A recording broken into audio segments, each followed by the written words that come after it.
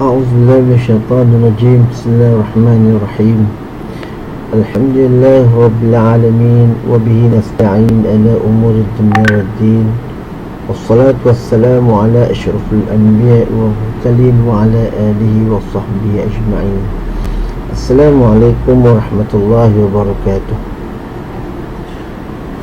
Bersyukur kita kehadirat Allah Subhanahu wa taala kerana pada permulaan pada hari ini insya-Allah saya akan cuba untuk mensyarahkan ataupun memberikan sedikit penerangan ataupun bedah bukulah, walaupun saya bukan ahli daripadanya, bedah buku berkenaan daripada buku teks pendidikan Islam tingkatan 4, tingkatan 4 KSSM.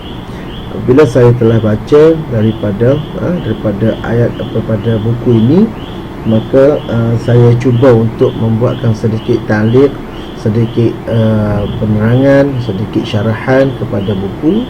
InsyaAllah mudah-mudahan apa yang hendak disampaikan daripada buku ini dapatlah sedikit sebanyak kita mengambil pengajarannya, insyaAllah.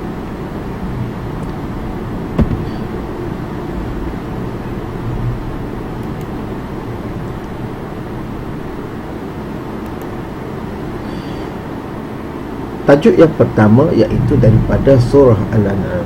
Daripada, kalau kita lihat teks, ialah pada muka surat yang kedua daripada surah Al-An'am ayat 162 dan juga 163.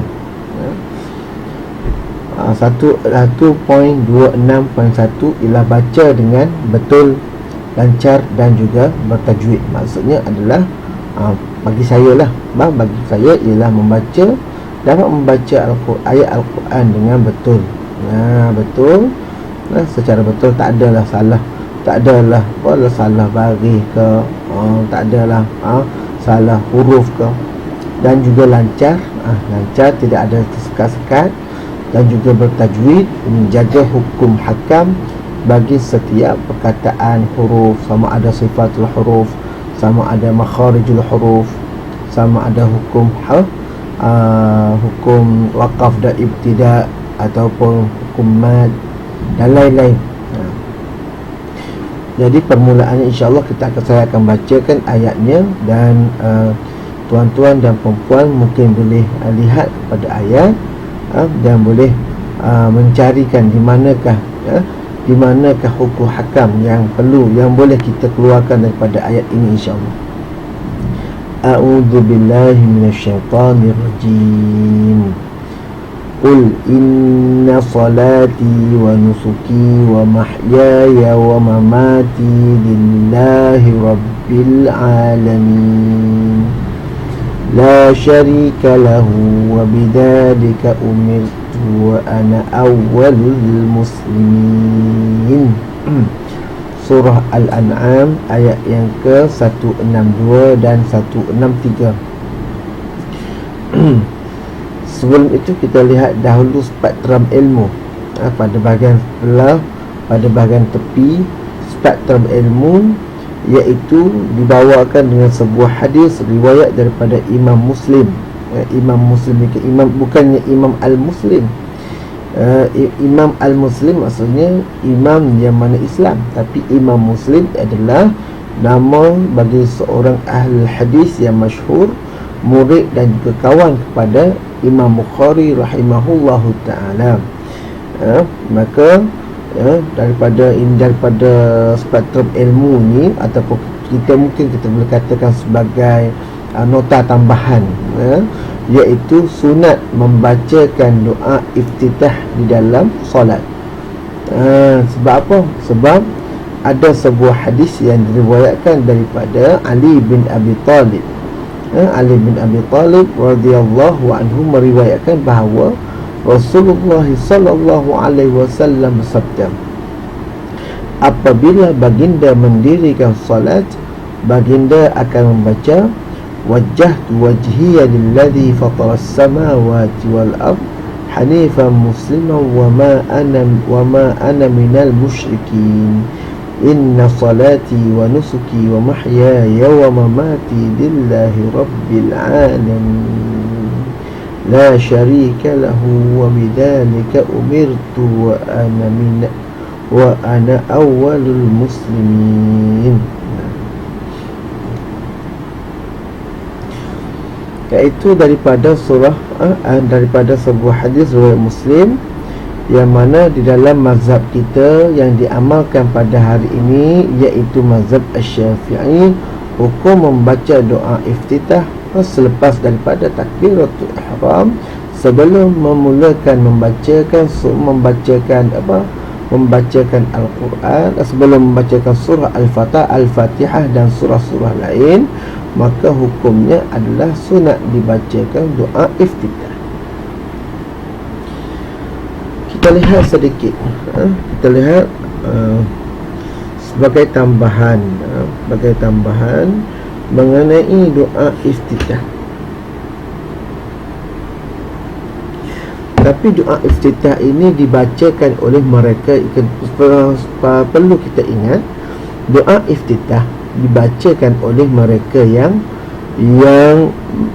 muwafiq, iaitu mereka yang berjamaah dan sempat bersama-sama dengan imam, dan sempat yang paling pentingnya sempat membacakan surah Al-Fatihah dalam keadaan yang sederhana.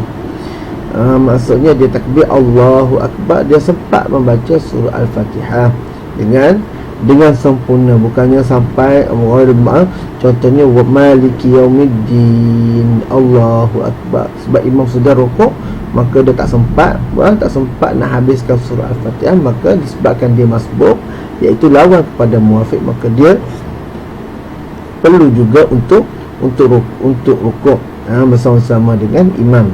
Jadi bagi mereka yang masbuk, tidak dibenarkan untuk membaca doa iftitah ataupun at-ta'awuz, sebab mereka sudah ketinggalan. Jadi mereka terus akan takbiratul ihram membacakan Fatihah, iaitu termasuklah dengan bismillahirrahmanirrahim, baca Al-Fatihah. Bila baca Al-Fatihah, maka sekadar mana yang sempat dibaca, maka dia pun rukuklah bersama-sama imam. Kalaulah contohnya imam sudah bismillahirrahmanirrahim, qul huwallahu ahad, Allahu Akbar, maka dia tak sempat jadi dia terus rukuk menghabiskan surah Al-Fatihahnya dan terus rukuk bersama-sama dengan imam. Kenapa? Kerana bacaan Al-Fatihahnya telah ditanggung oleh imam. Ada dalil tak? Ada dalilnya daripada sebuah hadis Nabi SAW bersabda bahawasanya al-imamu dhaminu, imam tu adalah penjamin-jamin daripada bacaan Fatihah imam makmum. Jadi kalau makmum tak sempat nak habiskan surah Al-Fatihah, ditanggung oleh imam. Jadi kalaulah mereka adapun jemaah ataupun muwafiq tadi sempat untuk membaca surah Al-Fatihah, maka contohnya dia selepas takbir imam Allahu Akbar, maka dia sempat untuk takbir sama-sama dengan imam, maka dia sempat untuk membaca doa iftitah, maka disunatkan membaca doa iftitah. Jadi doa iftitah, wajjahtu wajhiyali, ay aqbaltu biwajhi wa qila qasadtu biibadati. Ini saya ambil daripada terjemah ringkas daripada kitab ni lah, kitab I'anat Talibin. I'anat Talibin ni ialah merupakan syarah kepada kitab Fathul Mu'in yang masyhur kepada mazhab Syafi'i, sebab dalam mazhab Syafi'i ini antara kitab yang dibaca oleh ulama-ulama dahulu adalah antaranya Fathul Mu'in, dengan mengambil kira syarahannya ialah daripada I'anatul Talibin. Jadi dia kata apa? Wajah tu ialah aku menghadapkan wajahku, dan iaitu maksudnya aku sengaja ataupun aku bertujuan dengan ibadatku. Ai zati, tafsir bizajhi, ai wa qawluhu zati, ai tafsiru lil wajhi fal murad minhu zat ala tariqil majaz al mursal min zikrihi al juz wa iradatul ma'na wa iradatul kulli wa innama kuniya anhu bil wajhi isyaratan ila annahu annahu yanbaghi an yakuna kullahu wajhan muqbilan ila ala rabbih. Jadi maksudnya kenapa kita kata wajah tu wajhiyah. Wajhiyah itu ialah daripada, kalau kita lihat tafsir ataupun analisis mengikut ilmu lughah ataupun ilmu balaghah, mudahnya balaghah, maka dia kata wajhiyah di situ maksudnya adalah zatku ataupun tubuh badanku. Aku menghadapkan tubuh badanku. Jadi kenapa dibawakan dengan wajhiyah? Kenapa tak bawanya? Kenapa tidak katakan qabil tu istiqbal tu, aku menghadapkan tubuhku kepada Allah Subhanahu Wa Taala? Kenapa dengan wajah? Wajah semata-mata kerana wajah itu kalau dilihat tafsirannya ialah maksudnya adalah ialah diri. Kenapa?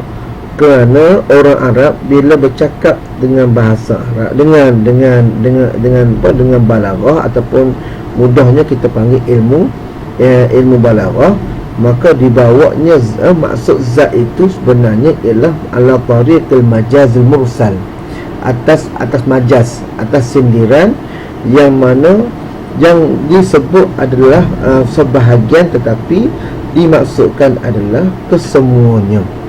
Ni adalah antara kita kata antara balaghatul Quran. Sebab ayat ni ataupun wajah tu wajhian ni sebenarnya ialah daripada surah Al-An'am, tetapi dibaca dalam ketika doa iftitah menunjukkan kita hari ni, nak menegaskan kita bahawasanya bila kita ni semayang, bukan sekadar semayang itu daripada tubuh badan kita semata-mata, bahkan keseluruhan tubuh badan kita, bahkan ruh kita pun mesti menghadap Allah Subhanahu Wa Taala. Namanya adalah khusyuk. Itu yang boleh kita fahamkan di sini. Lilladzi fataras samawati wal ardh abda'aha ala ghairi misalin sabiq. Allah Taala jadikan makhluk atau langit dan juga bumi ini atas tiada pemisalan sebelumnya. Bukan kalau kita ni kita buat benda, kita buat sesuatu mesti kita ada sebelumnya adalah contohnya kalau arkitek, kalau engineer nak buat benda, nak buat rumah bangunan, mesti ada plan daripada arkitek. Ni tak ada. Ni keseluruhan daripada ilmu Allah Subhanahu Wa Taala. Musliman ay munqadan ilal awamir wan nawahi. Yang dimaksudkan dengan musliman adalah ialah menyerahkan diri, munqadan ilal awamir wan nawahi, menyerahkan diri, taat kepada segala suruhan Allah dan juga segala larangan. Larangan tu kita tinggalkan. Wa qawluhu wa nusuki ay ibadatku ay ibadati fahuwa atful am alal khas. Tadi Tuhan sebut ialah qul inna salati. Salat itu ialah ibadat yang dinyatakan secara khusus, tetapi wa nusuki, ibadat ni ialah perkara yang umum. Maka dalam kaedah ilmu nahwu dipanggil sebagai atful ataf, yang mana umum ke atas sebelumnya yang khusus. Maksudnya nusuk ni umum, yang sebelumnya adalah khusus, maka dihubungkan di antara yang umum dengan yang khusus. Wa qawluhu wa mahyaya wa mamati ay ihya'i wa imati, iaitu kehidupanku di sini maksudnya sepanjang aku dihidupkan oleh Allah Subhanahu Wa Taala, hal keadaan aku hidup, dan wa mamati, dan hal keadaan aku selepas aku dimatikan. Qauluhu wa ana minal muslimin, wa fi riwayat Baihaqi wa ana awwalul muslimin, kama huwa nuzumul Quran, seperti mana yang diriwayatkan daripada Al-Quran. Maka ini antara bacaan bacaan yang disunatkan dibaca ketika dalam sembahyang sebelum daripada membaca Fatihah ataupun membaca surah. Sebab itulah di bahagian tepi dikata sunat membaca, sunat dibaca. Okey, seterusnya kita lihat baca potongan ayat dengan betul, lancar dan bertajwid, iaitu qul inna salati wa nusuki, katakanlah sesungguhnya solatku dan ibadatku. Ini saya kata tadi atful am al khas. Kalau boleh buat catatan situ cantik ya. Maksudnya kalau kita mengajar pelajar-pelajar yang ada asas bahasa Arab, bolehlah kita buat sedikit penambahan di situ, ialah sungguhnya solatku dan ibadatku, dan wa di situ maksudnya ialah apaf daripada khas, daripada am kepada khas, daripada am kita menghubungkan dengan yang khas. Itu wa mahyaya wa mamati, hidupku ini maksudnya adalah hal urusan aku semasa aku hidup, wa mamati dan matiku hal urusan aku selepas daripada aku mati, lillahi rabbil alamin, hanyalah untuk Allah Tuhan yang mentadbir sekalian alam. Mentadbir sekalian alam maksudnya Rabbun di sini. Kalau kita lihat bahasa Arab, dia kata Rabbun sini ada kurang-kurangnya ada 10 makna, tetapi biasanya makna yang dibawa oleh ulama fasir, ulama tafsir, dikata Rabbun bermakna 4. Pertama ialah Rabbun, kita faham ni ialah khalaqa. Yang kedua ialah Tuhan maksudnya ilah, Rabbun maksudnya ilah.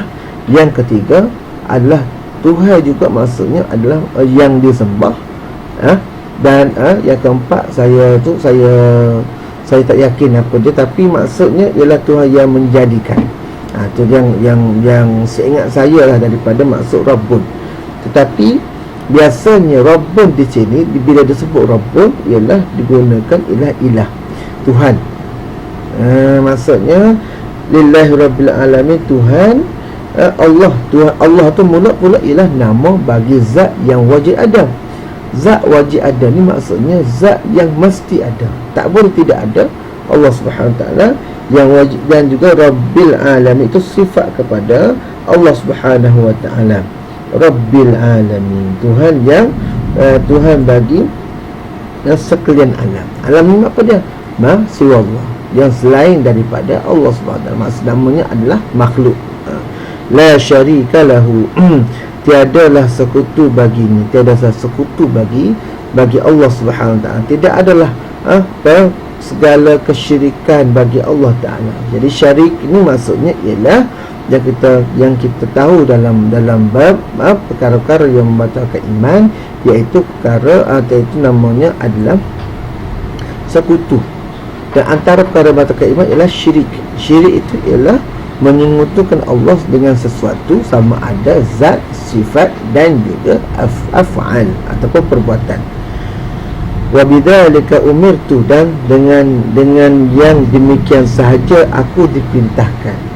Dengan dia dan dengan maksudnya dengan yang demikian yang sebelum ini, dengan aku sembah, dengan aku sembahyang, dan dengan urusan aku semasa kehidupan, urusan sebelum kematian, dan dengan sebab itulah sahaja aku diperintahkan dan yang aku disuruh untuk ikut dan patuh. Dan aku ialah Tuhan atau orang Islam yang awal pertama yang berserah diri kepada Allah Subhanahu Wa Taala. Itu ialah antara maksud sedikit tentang daripada surah Al-An'am ayat 162 dan 163. Okey, spektrum ilmu yang kedua. Satu riwayat daripada sebuah hadis Ibnu Umar meriwayatkan bahawa Rasulullah sallallahu alaihi wasallam bersabda, "Bainama nahnu nusalli ma'a Rasulillah sallallahu alaihi wasallam, id qala rajulun minal qaum Allahu akbar kabira walhamdulillah katsira wa subhanallahi bukratan wa asila." Faqala Rasulullah sallallahu alaihi wasallam, "Manil qa'il kalimatan kadza wa kadza?" Qala rajulun minal qaum, "Ana ya Rasulullah." Qala ajibtu laha فتحت لها أبواب السماء. قال ابن عمر فما fama taraktuhunna mundu sami'tu Rasulullah